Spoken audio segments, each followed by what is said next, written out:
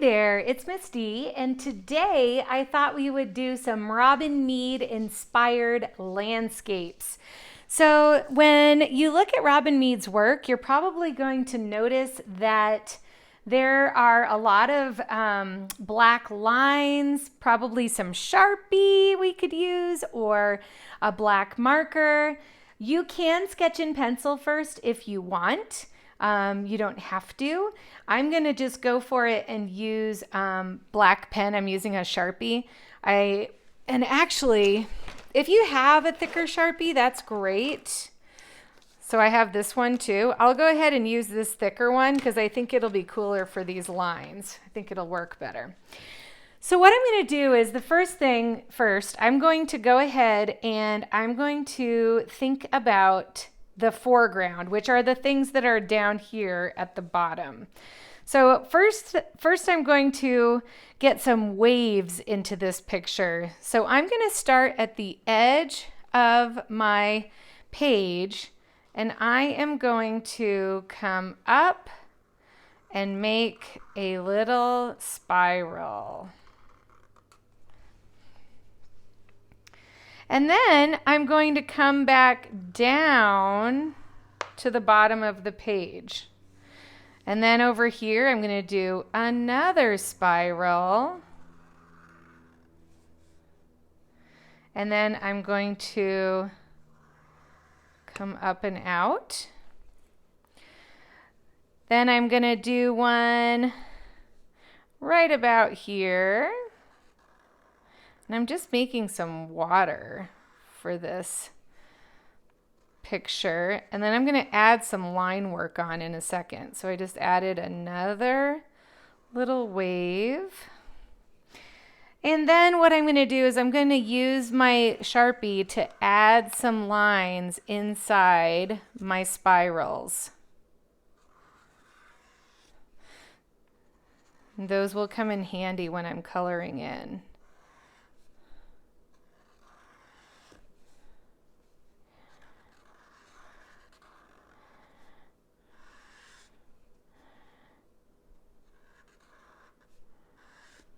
Okay,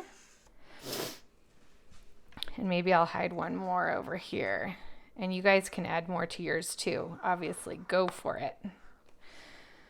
Okay, so once I've got that part, I think what I'll do is I'm going to add just a little bit of water back here to my background.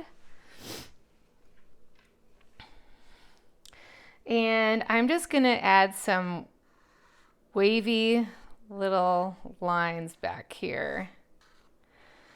So kind of like some upside down V shapes.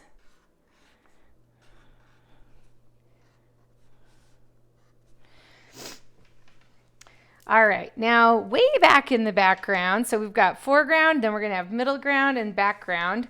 So this is probably the foreground right here with our little waves, and then we've got the middle ground sort of with this water as it goes back in space.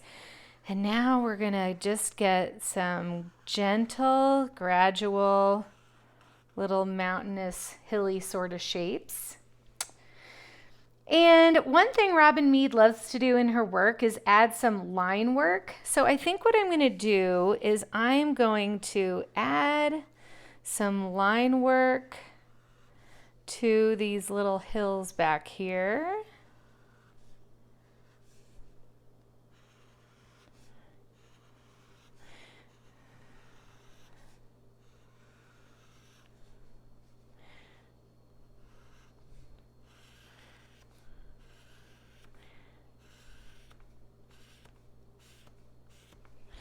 Okay, and then last but not least, I am going to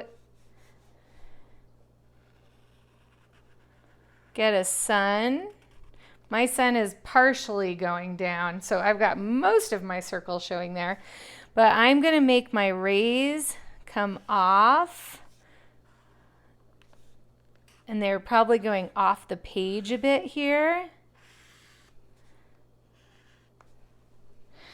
Okay. Now, I think I'm actually going to add just a little bit of line work to these two.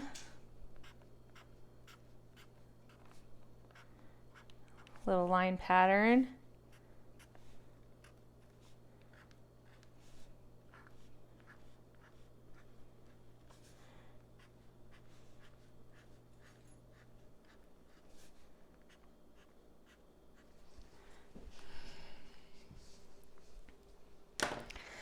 Okay, now the really fun part that I want you to explore a little bit with this is some shading. If you have markers, you can do this. If you have, I'm going to use crayons, so I'm just using my big container of crayons over here. If you have colored pencils, those will work great. The easiest to blend with are probably going to be crayons, colored pencils, oil pastels, that kind of thing. So I'm going to think about my colors with warm colors up here in my sun. So warm colors are reds, oranges, and yellows. I'm going to think of cool colors for my water, blues and purples, and then some greens here in the grass, okay? So when you guys are doing this, remember, you can do just one color for each little section.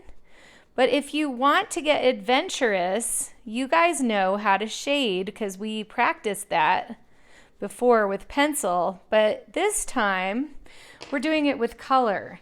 So I'm going to grab my orange.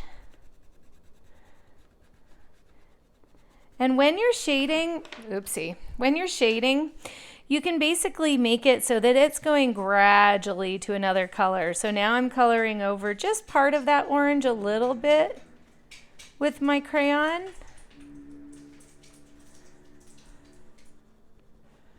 Okay. All right, and then over here, I'm actually gonna have these lines come off of my sun, but I'm going to add some yellows in there too in a minute. Okay.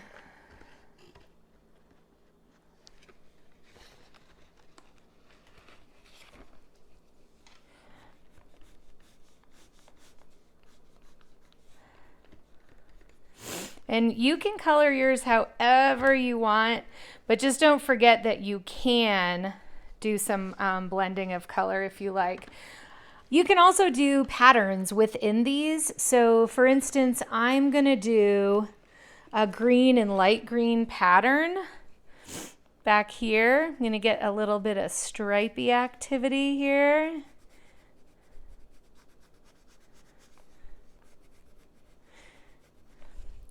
So I've got that darker green, and then I'm going to color with this lighter green, and I'm not pushing as hard so it looks even lighter than that.